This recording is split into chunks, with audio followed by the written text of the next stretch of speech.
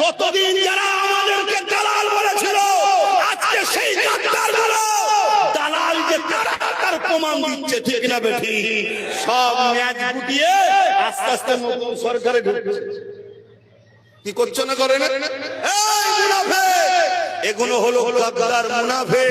আর আলহামদুলিল্লাহ আমরা সেদিনও প্রতিবাদ করেছি, আজও করছি।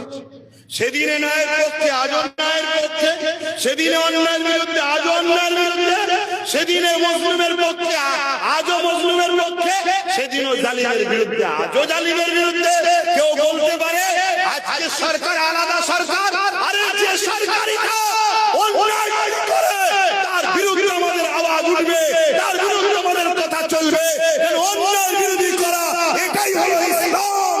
বলুন সুবহানাল্লাহ।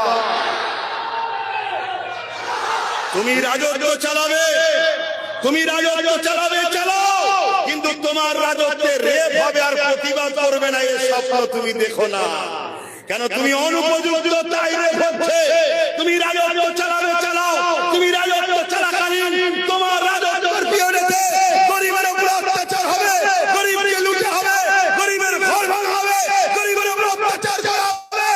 সে যে কোনো ধর্মের হোক, তার পাশে দাঁড়িয়ে তোমার মতো জালিম শাসকের বিরুদ্ধে আমার পূর্বপুরুষরাও বলেছে, আমরাও বলছি, আমার নসল আসবে বলবে, কেন তোমরা মরতে যতটা খুশি হবে তার থেকে বেশি খুশি আমরা আল্লাহ ও রাসূলের জন্য মরতে রাজি। জোরে বলুন সুবহানাল্লাহ।